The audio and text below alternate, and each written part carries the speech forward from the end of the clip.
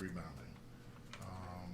Disappointed, frustrated that we worked on this for a few days and got in the game and did not execute. And it falls on me, the staff, the players, all of us. Nobody's without blame, and we all are talking about how we hold each other accountable more than we already do. No slight to their team, but they came in here and they beat us in every category, pretty much. Questions?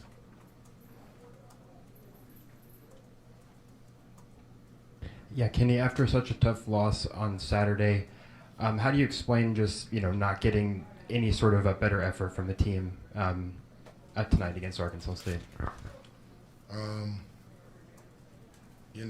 I think, guys, in the first half, we didn't play great, but we did a decent job, not a good enough job, to be honest with you. But in the second half, I thought we, again, played selfish, evident by 3 assists, evident by guys just driving the ball and playing to score for themselves and not their teammates. First half, I thought we did have a multitude of plays where the ball moved around and we got good shots. We just missed good shots. But the defensive effort, the gambling on the ball, not keeping the ball in front, that all played a part in us being on our heels on defense and them shooting 51%. I think they shot 25 for 43 on 2-point field goal attempts. They just seemed to straight line drive you guys a bunch. Why do you think you had so much trouble staying in front of them? I think that we allowed the offensive player to get close to us, and we worked all week, Rick, on a drill called retreat drill, where we keep the guy in front and we just retreat and we meet him in the lane. And our hips stay square. So what we did was we let them get into us and then we opened up our stance, which gave them a free lane to the basket. It's hard to do, but you got to do it. You got to find a way to keep that ball in front of you. You got to find a way to not gamble, be disciplined. And then after that, we got to help each other. We seem to be disconnected defensively as well as offensively down the stretch. Kenny, you kind of touched upon the accountability factor there. Is there anything that you felt personally, from a head coaching perspective, you could have done more or better or different tonight? Of course, I'm always critiquing myself, and I want guys to figure this out. I want guys to understand how important it is that they play for each other, and I'm constantly preaching it. They say they understand, but their actions at times say otherwise. So I have to continue to ask them questions on what can I do more to make sure that they fully understand what it takes to be a winning basketball player, but more importantly, a winning basketball team.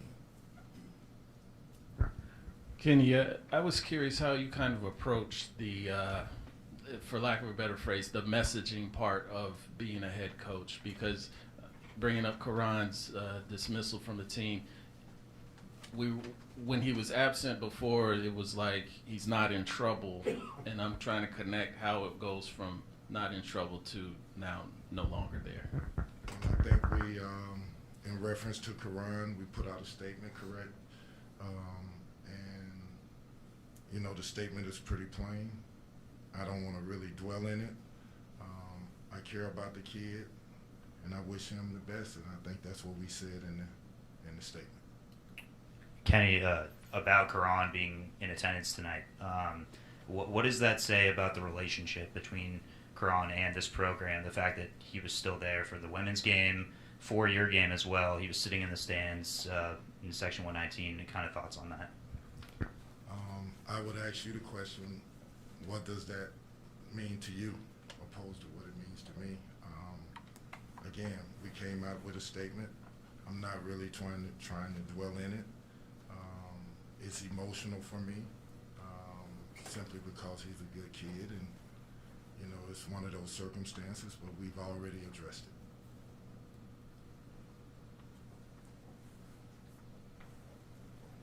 Last one on this for me anyway. There were two statements. I know that there was one that he was transferring, one that he was dismissed, and that people are confused as to what, why it transpired that way. Can you shed any light on that? I cannot shed any light on it. I wish I could, but I can't. That's pretty much it.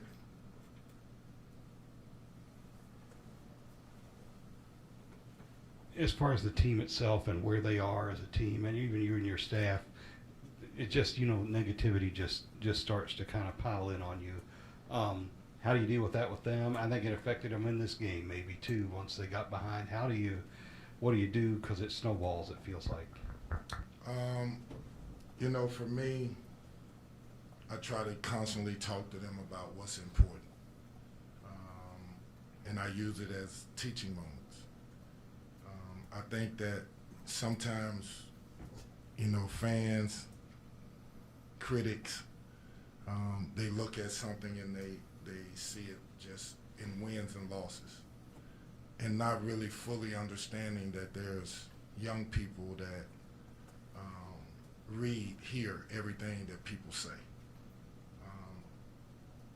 and that hurts them because they trusted to come here. They trusted, and this is a part of the journey to be a great player, the journey to be, to conquer yourself is to be able to handle clutter, to handle chaos, to handle critics, and then still be true to who you say you are and what you want and your goals and aspirations. I think that they are learning that.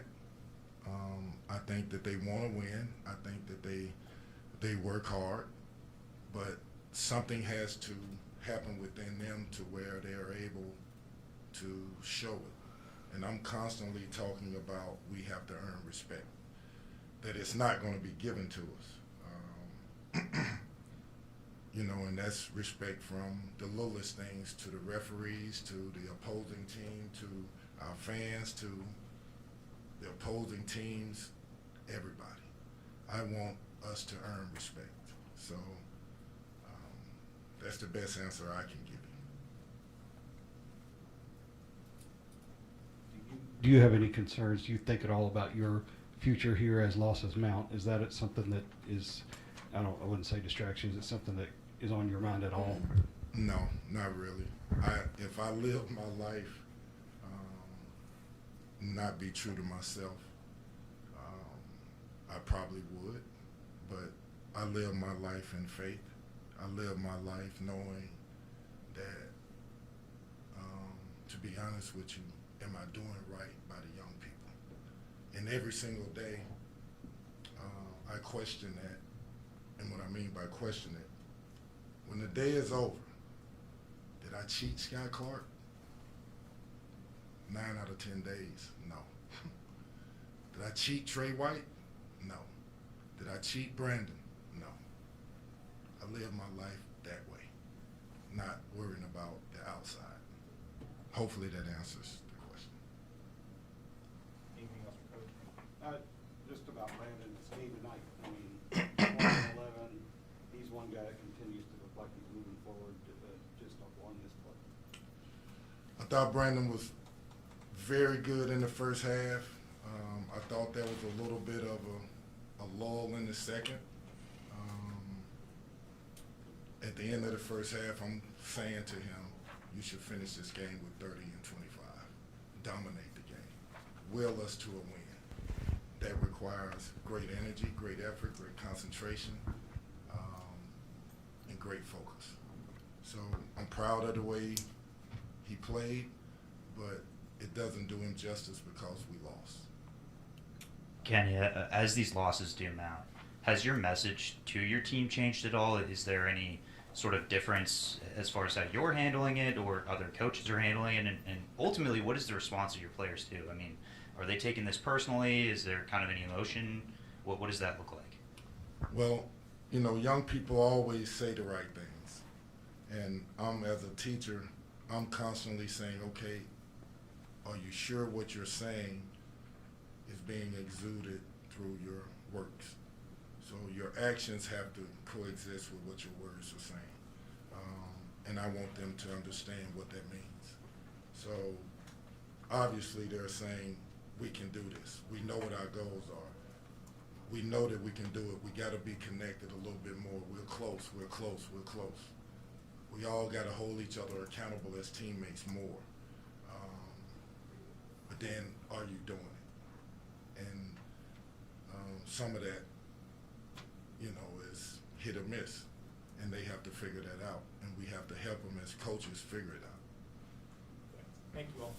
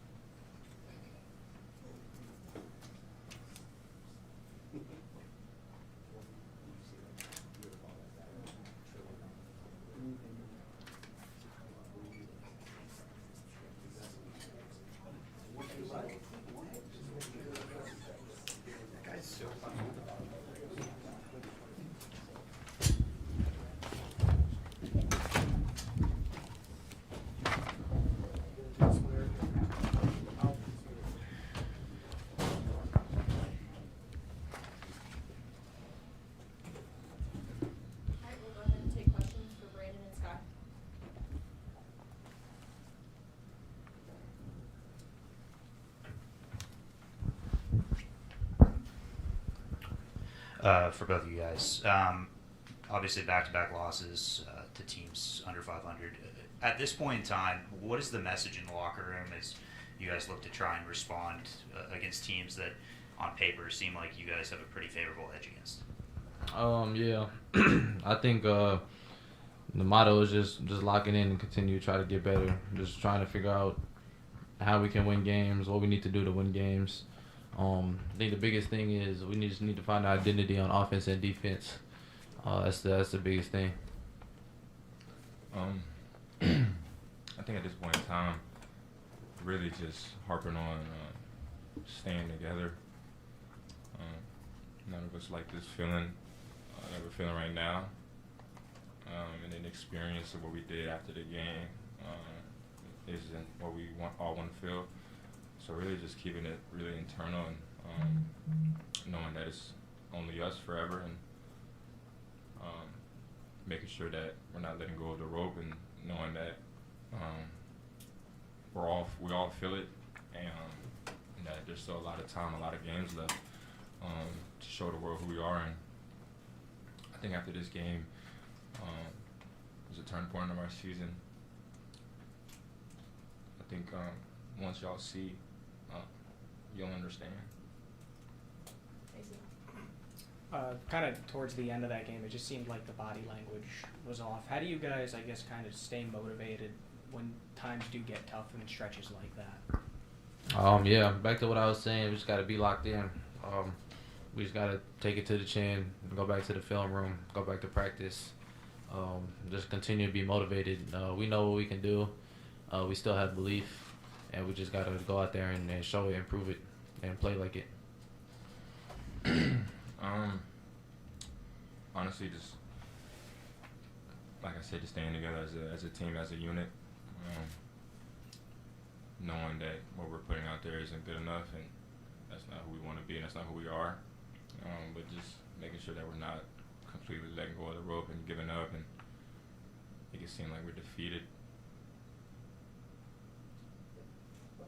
There was a lot of confusion today about Karan and whether he was transferring or dismissed from the team, and then he's here at the arena watching both the games. Has the drama around him affected you guys at all? No, we're just staying focused, controlling what we can control. That's a matter that's out of our control, and so we just know we have to stay focused on the games and practice and being together as a team. Anything else for these guys?